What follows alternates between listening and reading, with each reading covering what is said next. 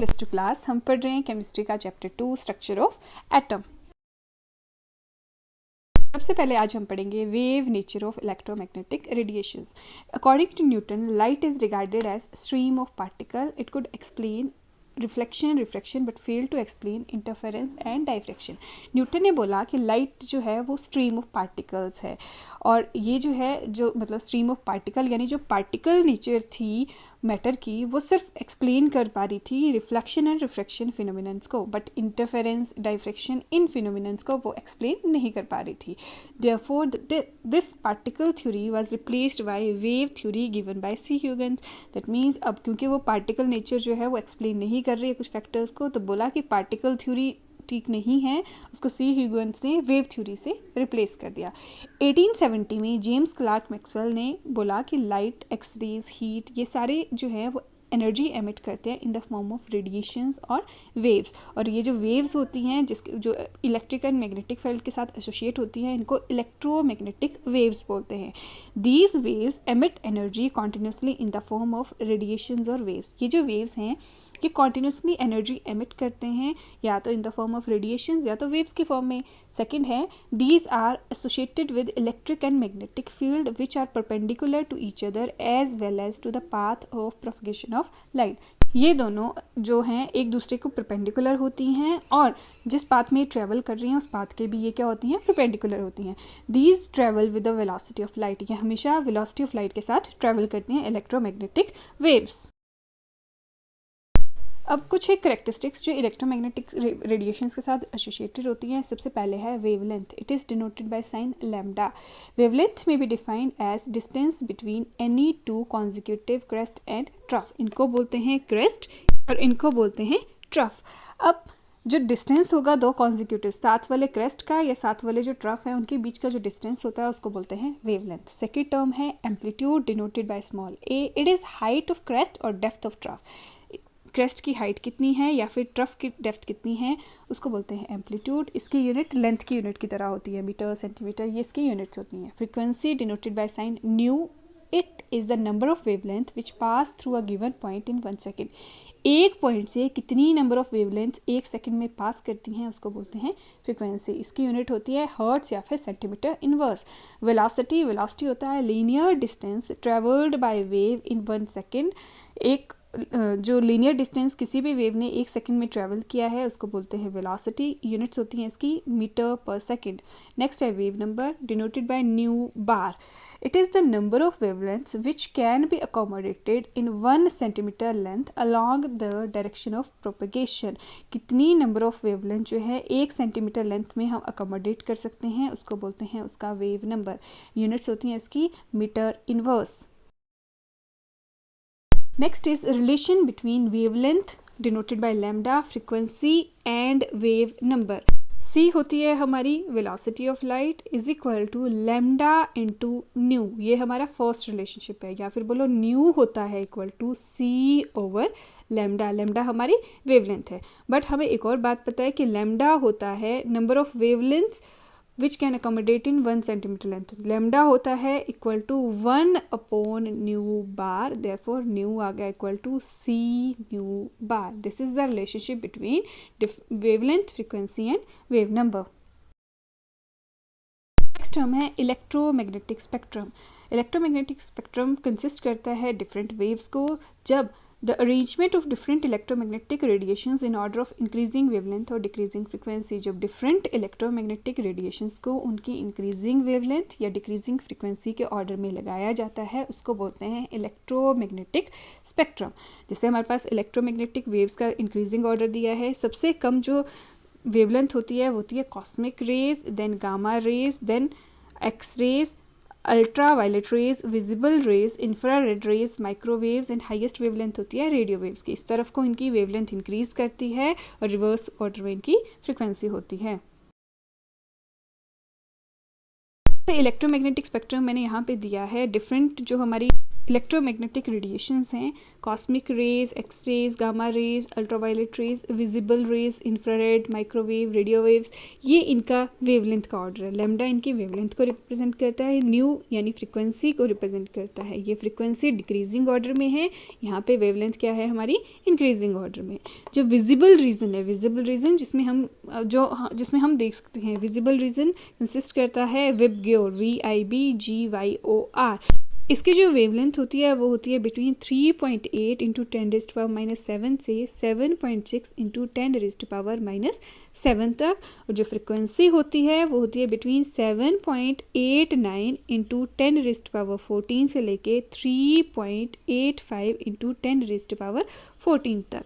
ये है हमारा electromagnetic spectrum of different waves. अब वेव नेचर तो हमने पार्टिकल की पढ़ ली, अब आती है particle nature of electromagnetic radiation. जो मैक्सवेल थ्योरी थी उसने कुछ एक फिनोमिनन थे उनको एक्सप्लेन नहीं किया, जैसे radiations emit by black body known as black body radiation. जो पहली चीज़ जिसको इसने एक्सप्लेन नहीं किया वो था ब्लैक बॉडी रेडिएशंस। इनके बारे में डिटेल में बाद में पढ़ेंगे। The ejection of electron from metal surface known as photo electric effect. दूसरी चीज़ जो वेव नेचर ने एक्सप्लेन नहीं की वो था photo electric effect. And third था spectral lines emitted by certain elements. इन तीन चीज़ों को जो वेव थ्योरी था उसने एक्सप्लेन नहीं किया, तो उसके लिए आ गया कि जो इलेक्ट्रोमैग्नेटिक रेडिएशंस होती हैं इनकी पार्टिकल नेचर होती है, और उसको एक्सप्लेन किया Planck's quantum theory of radiation में। 1900 में मैक्स प्लैंक ने एक थ्योरी दी जिसको बोलते हैं Planck's quantum theory. Main points इसके थे, पहला, the radiant energy is emitted और absorbed discontinuously in the form of small energy packets called quanta. की जो एनर्जी एमिट होती है या एब्जॉर्ब होती है वो डिसकॉन्टिन्यूसली होती है इन the form of small energy packets. एक साथ फ्लो नहीं करती है, वो पैकेट्स की फॉर्म में जो है वो फ्लो करती है।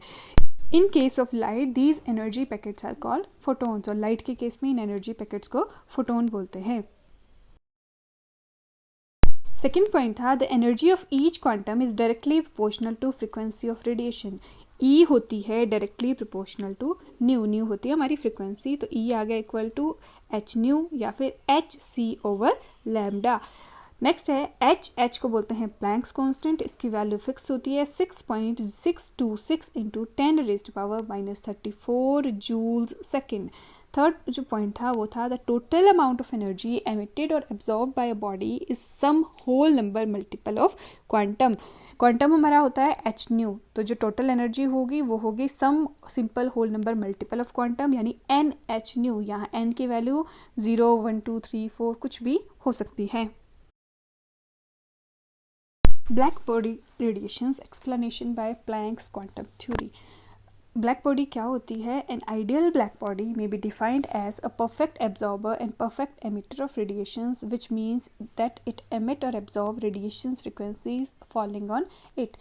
एक्चुअल में जब भी हम किसी ब्लैक बॉडी को हीट करते हैं वो जो चेंजेस शो करती है वो रेडिएशंस के टर्म में चेंजेस शो करती है, या बोलो वो एनर्जी जो एमिट करती है वो रेडिएशंस के टर्म में एनर्जी एमिट करती है। फॉर एग्जांपल एक ब्लैक बॉडी है आयरन, उसको हीट करना जब स्टार्ट किया, स्टार्टिंग में उसका कलर हुआ रेड से उसका कलर चेंज हुआ इनटू येलो, फर्दर हीट करने पे लास्ट में उसका कलर हो गया blue.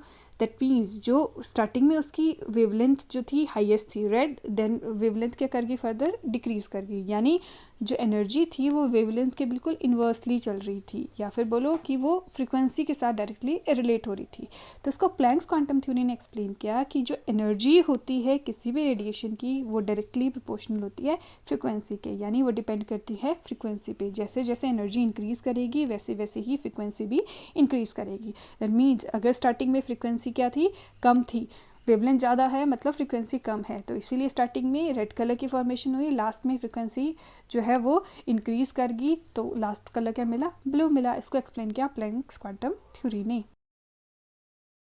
Next is photo electric effect by Planck's quantum theory. पहले फोटो इलेक्ट्रिक इफेक्ट क्या होता है? The ejection of electrons from the metal surface under the influence of striking photon. जब भी किसी मेटल सरफेस से इलेक्ट्रॉन की इजेक्शन होती है यानी इलेक्ट्रॉन बाहर निकलता है उसको बोलते हैं फोटोइलेक्ट्रिक इफेक्ट। ऑब्जर्वेशन क्या है?